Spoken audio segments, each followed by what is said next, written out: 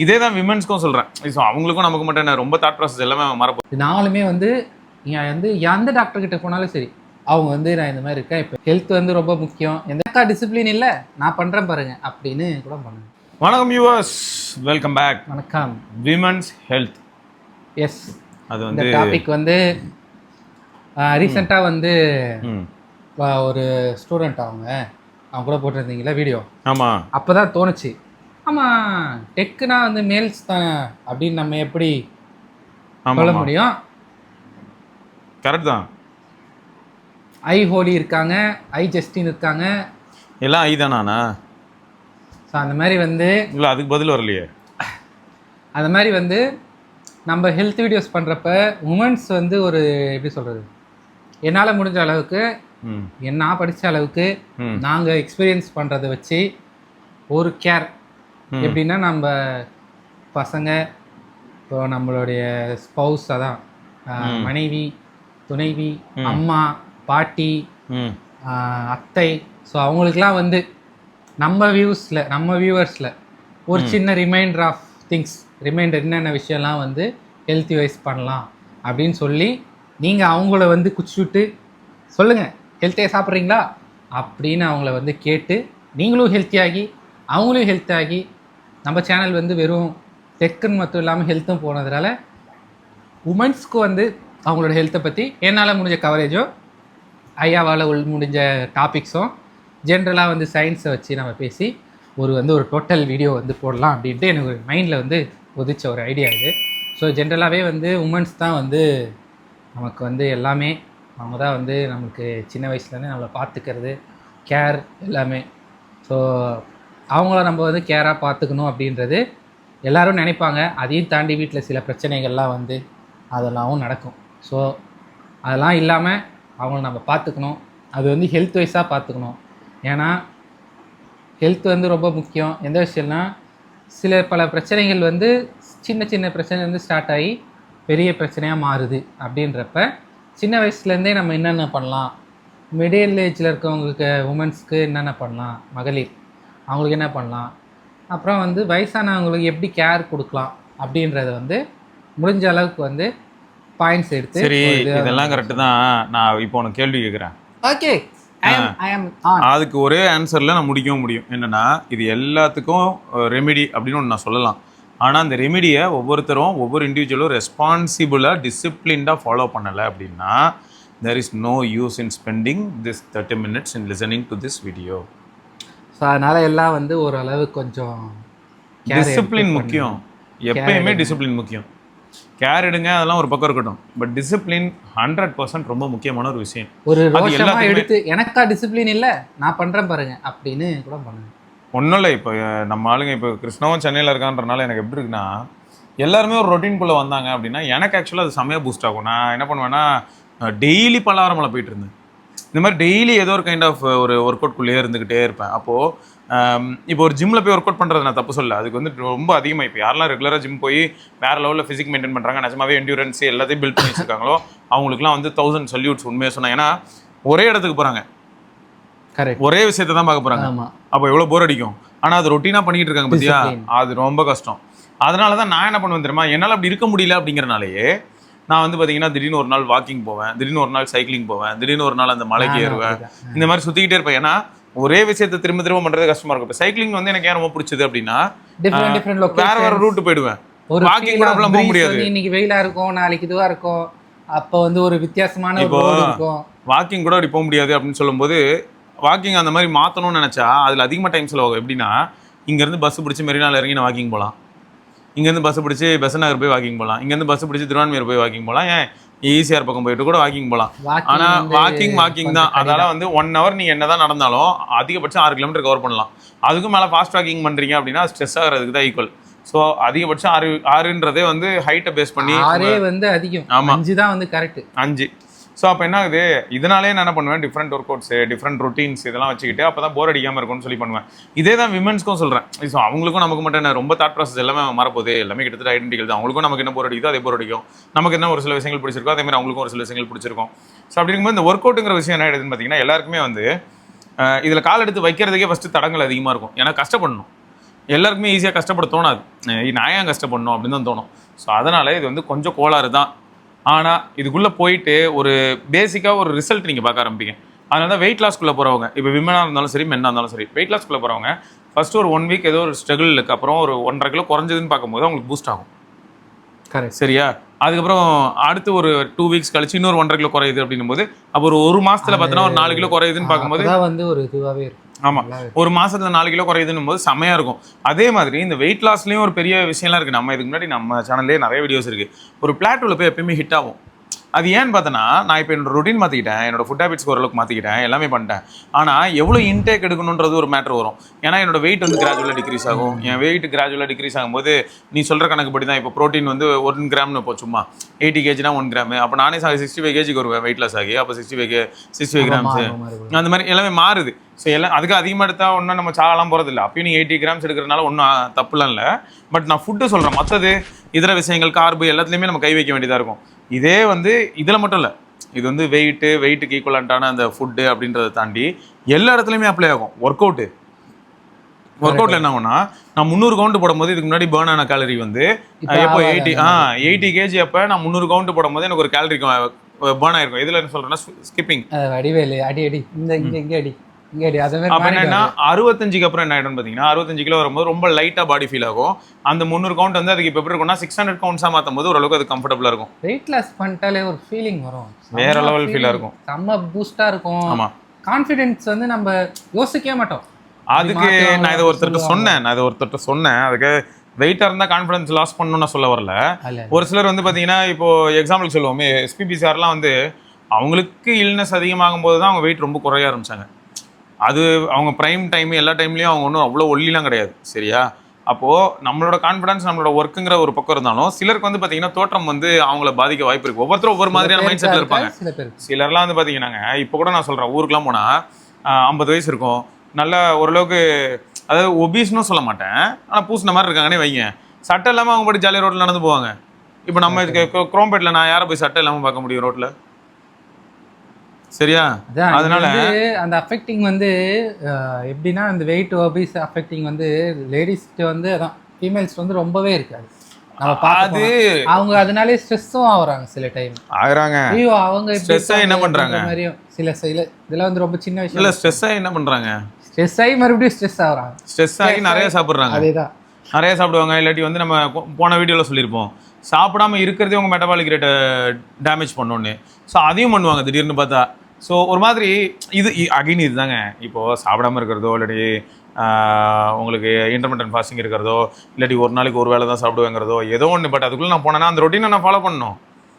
அந்த ரொட்டீனை ஃபாலோ பண்ணாமல் ஒரு நாள் வந்து ஒரு வேளை, அடுத்த நாள் 2 வேளை, அதுக்கு அடுத்த நாள் 3 வேளை, அதுக்கு அடுத்த நாள் 1 வேளை, இப்படிலாம் பண்ணால் கன்ஃபியூஸ் ஆகிடும், ஒன்றுமே புரியாது அதுக்கு. அதான் இது வந்து ஒரு இது சிம்பிளாக சொல்லணும்னா அதுதான் சரி. இதில் நான் இன்னொன்று சொல்லிக்கிறேன். நான் வந்து ஏதோ என்னோட அனுபவம் 4 விஷயம் பார்த்ததை வச்சு சொல்லிக்கிட்டு இருக்கேன். நியாயமாக பார்த்தா இவன் ஓரளவுக்கு இதை பற்றிலாம் பேசுகிற தகுதி உள்ள ஒரு ஆள். கொஞ்சம் being a doctor, he can actually advise and he can actually suggest some changes and all those. அடுத்த டாபிக்கா தான் இதை பற்றி பேசுவோம், சொல்கிறேன் நான். அடுத்த டாபிக் அல்டிமேட்டான டாபிக், டாக்டர் நியூட்ரிஷனை பற்றி பேசலாமா? தாராளமாக. 2 மணி நேரம் தான் உனக்கு கிளாஸே வருது நியூட்ரிஷனை பற்றி, நீ எப்படிடா பேசுவ அப்படின்றதான் அடுத்த டாபிக்கே. சரி, இதை முடிப்போம் ஃபஸ்ட்டு. சரி, மொத்தம் நான் என்னோட அப்சர்வேஷனில் சொல்கிறேன், நான் மிஸ் பண்ணுறதெல்லாம் நீ சொல்லு.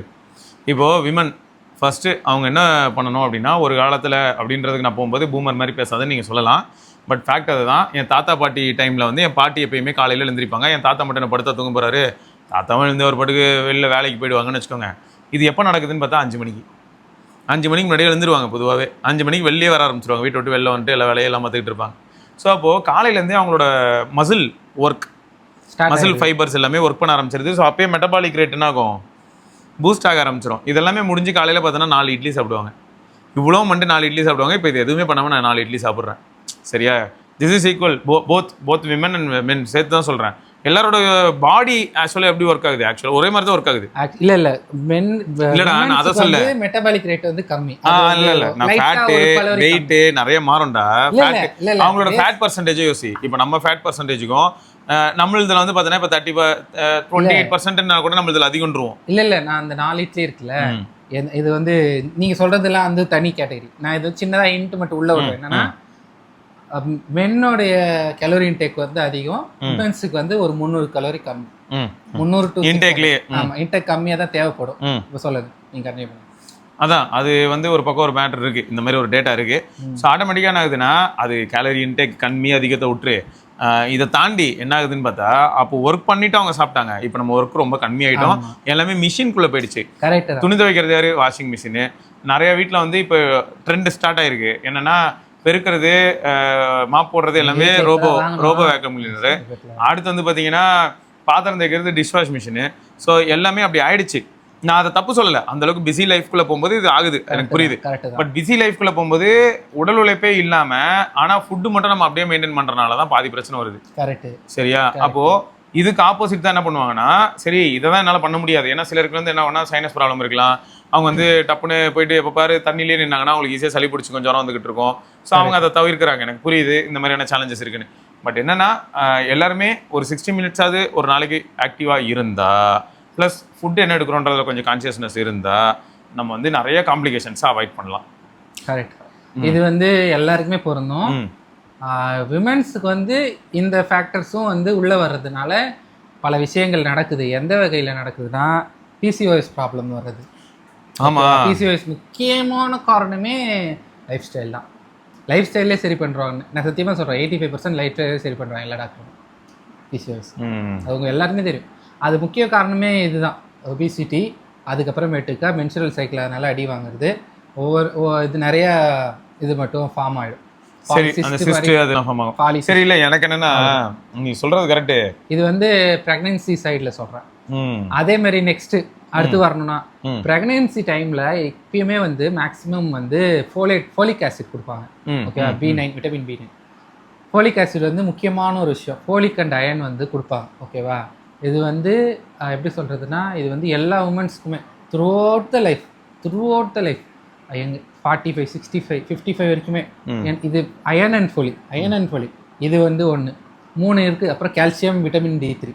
இது நாலுமே வந்து நீங்கள் வந்து எந்த டாக்டர்கிட்ட போனாலும் சரி, அவங்க வந்து நான் இந்த மாதிரி இருக்கேன், இப்போ இந்த மாதிரி இருக்குது, எனக்கு இந்த மாதிரி வீக்காக இருக்குன்னா ஃபஸ்ட்டு அனிமியா செக் பண்ணுவாங்களா, கால்சியம் செக் பண்ணுவாங்களா, கீழே விழுந்தா இடுப்பு உடையிறதுலாம் பார்த்துருக்கீங்களா, அது ஆஸ்டியோபோரோசிஸ். இது வந்து எல்லாமே அரிக்கும் நம்மள. இதெல்லாம் நம்மள தெரியாம நடக்குது. போன் டென்சிட்டி வீக் ஆயிட்டே போகும். தெரியாது நம்மளுக்கு. நம்மன்னு பாத்திரம் கழுவுறோம் அப்படி இப்படி போயிடுவாங்க. அவர் டக்குன்னு கீழே வந்தமா ஸ்லிப் ஆயிடுச்சுமா, இடுப்பு இது ஆயிடுச்சுமான்ட்டு கட்டு போட்டிருக்கோம். ஸோ இதெல்லாம் வந்து தெரியாம நடக்குது. ஸோ இது வந்து சின்ன வயசுலேருந்தே ப்ரெக்னன்சி டு ஓல்டேஜ் வரைக்குமே வந்து நீங்கள் ஆஸ் அ பர்சனாக உங்கள் பார்க்குறவங்களும் சரி, அவங்க ஃபீமேலாக இருந்தாலும் மேலாக இருந்தாலுமே சரி, உங்களை ஏஜுக்கு ஏற்ற ஃபோலிக் ஆசிடை வந்து ப்ரெக்னன்சி அண்ட் இதில் வந்து கரெக்டாக எடுங்க. அதே மாதிரி ஓல்டேஜில் வந்து அயன்னு ஃபோலிக் ஆசிடு மிட்லேருந்தே ஸ்டார்ட் பண்ணி, எப்படின்னா நம்ம வாழணும் அப்படின்றதுக்காக இது பண்ணாதீங்க, நம்ம நல்லா வாழணும். அதுதான் வந்து இந்த டிசிப்ளின் எல்லாமே சேர்ந்து உங்களுக்கு இது ஈஸி தான். டிசிப்ளின் தான் ஈஸி, ஃபாலோ பண்ணால் முடிஞ்சு, அவ்வளோதான். மொத்தமாகவே இதுதான். ஓகேவா? இது வந்து பார்க்கணும். அப்புறம் சின்ன குழந்தைங்க இருக்காங்களே, சின்ன பாப்பா அவங்களாம் இருக்காங்களே, அவங்களுக்கு வந்து இந்த விட்டமின்ஸ் வந்து கரெக்டாக போகிறது சரி, எல்லாமே இது பண்ணுறது சரி, வேக்சினேஷன் கரெக்டாக பண்ணுறதுலேருந்து சரி, விட்டமின் ஏ கொடுக்குறதுலேருந்து சரி, விட்டமின் ஏ டோஸ் கொடுப்பாங்க அதுவும். ஸோ அதுலேருந்து இந்த அயன் ஃபோலிக் ஆசிட் கரெக்டாக கொடுங்க. ஓகேவா? இதெல்லாம் ஃபாலோ பண்ணிவிட்டு உங்களோட மெட்டபாலிக் ரேட் எவ்வளோன்னு பார்த்து, நீங்கள் எவ்வளோ வேலை செய்கிறீங்கன்றது மாதிரி பார்த்து கரெக்டான எப்படி சொல்கிறது ஒர்க் அவுட்ஸ் பண்ணுறது வந்து பாருங்கள். அதே மாதிரி கால்சியம் லெவலை வந்து கரெக்டாக செக் பண்ணுங்கள். சரிங்களா? ஸோ இதெல்லாம் வந்து one of the key points நான் நோட் பண்ணி வச்சதும் நான் இது பண்ணதும். ஸோ அடுத்து வந்து உங்களுக்கு அடுத்து இந்த ஸோ வியூவர்ஸ்க்கு வந்து என்ன சொல்கிறேன்னா, பீரியாடிக் வந்து எப்படி அவங்களுக்கு வந்து இந்த மெனோபாஸ் ஆகுது, ஸோ அதை வந்து தெரிஞ்சு வச்சுக்கோங்க. ஒரு சில விஷயம் வந்து பேசிக்காக வந்து நான் எல்லாருக்கும் வந்து சொல்லணும்னு வச்சேன். இது எப்படி எந்த வகையில் கொண்டு வரலாம்னு நினச்சேன். பட் இதே வந்து கரெக்ட் தான். பேசிக் லைஃப் சேவிங் வந்து நீங்கள் டாக்டரான ஒயிட் கோட் போட்டால் தான் வந்து ஒரு பர்சனை காப்பாற்றணும்னு இருக்கான்னு. ஒரு பர்சனை டக்குன்னு அவங்கள வந்து என்டேஞ்சரில் இருக்காங்க, ஒரு டக்குன்னு ஒரு எமர்ஜென்சியில் இருக்காங்க, உங்களுக்கு என்ன தெரியும்? சிபிஆர் தெரியுமா தெரியாதா? எத்தனை பேர் சிபிஆர் தெரியும்? ஒரு கேள்வி.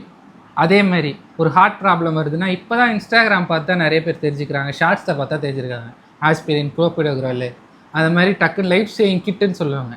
அந்த டேப்லெட் 4 டேப்லெட் வாங்கி பக்கத்தில் இப்போ ஒருத்தர் வந்து உங்களுக்கு நீங்கள் போகிறீங்க, ட்ராவல் பண்ணுறப்ப அவர் வந்து நெஞ்சு பிடிச்சிட்டு கீழே விழுறாரு. இல்லைப்பா எனக்கு கை பின்னாடி வரைக்கும் வலிக்குதுப்பா அப்படின்னு சொல்கிறாரு. அப்போ அந்த டைமில் நீங்கள் என்ன பண்ணணும்? ஆஸ்பிரின் க்ளோபிட்ராகோல் டேப்லெட் டக்குன்னு வாங்குறோமா, அடுத்து அந்த பிளேட்லெட் டேப்லெட் இன்னும் ஆன்டி பிளேட்லெட் அதை கொடுத்து அவங்களுக்கு வந்து அது ஒரு கிட் மாதிரி அது கொடுத்தோன்னே என்ன ஆகும், உங்களுக்கு வந்து ஃப்ரீ அந்த பிளட்டு வந்து பிளட் தின்னர்ஸ் தான் இது. அப்புறம் பிளட் தின்னர்ஸ் என்ன பண்ணால் பொறுமையாக பிளட் இது பண்ணுறப்ப உங்களுக்கு ப்ரெஷர் ஹார்ட்டோட லோடு வந்து கம்மியாகும். லோடிங் டோஸ் அது பேர். அது லோடிங் டோஸ் கொடுக்குறப்ப என்ன ஆகும், நீங்கள் வந்து ஈஸியாக வந்து அவங்கள வந்து காப்பாற்றிடலாம். 1 ஹவரில் அதை கொடுத்துட்டிங்கன்னா சேவ்டு, பேஷண்ட் சேவ்டு, அந்த பர்சன் சேவ்டு. சிபிஆர் வந்து சப்போஸ் வந்து ஒரு இந்த சிவாஜி படத்தெலாம் பார்த்தீங்கன்னா சிபிஆர் கொடுக்கணும். ஆனால் அது இன்னும் அந்த படத்தில் ரொம்ப நேரம் கழிச்சு தான் கொடுப்பாங்க. அது படம். ஆனால் ரியல் லைஃப்பில் சிபிஆர் வந்து எவ்வளோ நேரம் கொடுக்கணும், கையே வலிக்கும் சிபிஆர். இப்போ நீங்கள் மட்டும் பண்ணாலும் வேலைக்கே ஆகாது, அது கொடுக்கணும் 3/4 மணி நேரம் 1/2 மணி நேரம் கொடுக்கணும் சிபிஆர். கரெக்டாக ப்ரெஷர் கொடுத்து இது பண்ணி பண்ணணும். அது வந்து எத்தனை இது செஸ்ட் கம்ப்ரெஷனுக்கு இருக்குது அப்படின்னு சொல்லி பார்த்து அது எத்தனை பேர் கற்று வச்சுருக்காங்க, ப்ராக்டிஸ் இருக்குது. இது ஸ்கூலில் கொடுக்குறாங்களா அப்படின்னு எனக்கு தெரியல. இதை நான் உங்களை கேட்கணும்னு நினச்சேன். நான் எத்தனை பேரண்ட்ஸோடைய ஸ்கூலில், அதாவது பேரண்ட்ஸ் பசங்க படிக்கிற ஸ்கூலில் சிபிஆரும் எமர்ஜென்சி மெடிசனும் சிம்பிளாக வந்து லைஃப் சேவிங்கும் கற்றுத்தராங்க அப்படின்றத வந்து கேட்டு ஒரு கிட்ஸுக்கு கற்றுக் கொடுத்தீங்கன்னா இப்போலேருந்தே அவங்களுக்கு ஒரு வீடியோ தான், ஜஸ்ட்டு சிபிஆர் ப்ரொசீஜர் வீடியோ, அப்புறம் life saving loading dose video, சாதாரணமாக இந்த மாதிரி 4-5 இது இருக்குது. இதை அவங்க ஸ்கூலில் கற்றுத்தராங்களான்னு நீங்களே கொரி பண்ணி அது ஒரே லெசன் தான் தேவை. அதுக்கு மாதத்துக்கு ஒரு லெசன் கொடுத்தா போதும், முடிஞ்சு. மாதத்துக்கு ஒரு லெசன் கொடுத்தா அவனுக்கு என்ன பண்ணணும்னு தெரியும். எனக்கு தெரியல இப்போ கரண்ட் எஜுகேஷன் எப்படி இருக்குன்ட்டு. நீங்கள் இந்த வீடியோ பார்த்தீங்கன்னா உங்கள் வீட்டில் போய்ட்டு இந்த மாதிரி சொல்லித்தராங்களாப்பா அப்படின்னு கேளுங்க. இல்லை ஸ்கூல்ஸில் அதை சொல்லிக் கொடுக்க சொல்லுங்கள். கன்ஃபார்ம் இது சொல்லித்தரணும், புரியுதுங்களா? உங்களுக்கே பண்ணாலும் சொல்லித்தரணும், நீங்கள் யாருக்காவது பண்ணாலும் சொல்லித்தரணும். அடுத்து இப்போ ஒருத்தவங்க மயக்கப்பட்டு விழுந்துட்டாங்கன்னு வச்சுக்கோங்க, இதெல்லாம் வந்து லைஃப். அவங்க வந்து எப்படி அவங்கள தூக்கணும், தூக்கி எப்படி நிறுத்தி எப்படி இது பண்ணணும், அவங்களுக்கு ஃபஸ்ட்டு என்ன பண்ணணும், ஏபிசி, ஏர்வே நல்லா இருக்கா, ஏர்வேனா மூச்சு எல்லாம் எடுறாங்களா இல்லை, ப்ரீத்திங் வந்து செஸ்ட்டில் இருக்கா இல்லையா, ஓகேவா, சர்க்குலேஷனை தான் சர்க்குலேஷன் இருக்கா இல்லையா, ஸோ எக்ஸிட் இந்த இதெல்லாம் பார்த்துக்கணும், ஓகேவா. பார்த்து அதை வந்து எப்படி இப்போ வந்து செஸ்ட் பெயின்னா என்ன பண்ணணும் அப்படின்னு நான் சொல்லிட்டேன். அப்புறம் மயக்கப்பட்டு விடுறாங்கன்னா அவங்கள வந்து ஒரு மரத்துலேயே இதில் சாய்ச்ச மாதிரி உட்கார வச்சு அவங்களுக்கு என்ன ஏதுன்னு பார்த்துட்டு, பல்ஸ் இருக்கா என்ன ப்ராப்ளம்னு பார்த்துட்டு உடனே எமர்ஜென்சி கூப்பிட்டு அவங்க எவ்வளோ நேரத்தில் இந்த மாதிரி நடந்துச்சுன்றது உங்களால் நோட் பண்ண முடிஞ்சால் அதையும் வந்து அந்த ரிப்போர்ட்டிங் மெடிக்கல் ஆஃபீஸர்கிட்ட வந்து இல்லை ஆம்புலன்ஸையோ சொல்லி முடிஞ்சால் கூட போய் இதை சொல்லி டாக்டர்கிட்ட சொல்லிட்டிங்கன்னா அவங்களுக்கு கொஞ்சம் ஐடியா இருக்கும். மேக்ஸிமம் அவங்க பார்த்துருவாங்க. ஏன்னா வந்து வந்தோடனே வந்து பிபி எவ்வளோ இது எவ்வளோ எல்லாமே செக் பண்ணிவிட்டு வைட்டல்ஸ் செக் பண்ணிவிட்டு உங்களுக்கு வந்து அடுத்த ஏதாவது ப்ளீடிங் இருக்கான்னு பார்ப்பாங்க அடுத்து. ஸோ இதெல்லாம் வந்து அவங்க சைடில் பார்த்துருவாங்க. ஆனால் இதனால் இப்படி பண்ணாங்கன்றப்ப அவங்களுக்கு டக்குன்னு கேட்ச் பண்ணி டக்குன்னு பண்ணுவாங்க. நீ எவ்வளோ சீக்கிரத்தில் கூப்பிட்டு போகிற அந்த பிரச்சனைலாம் இருக்குது இல்லையா.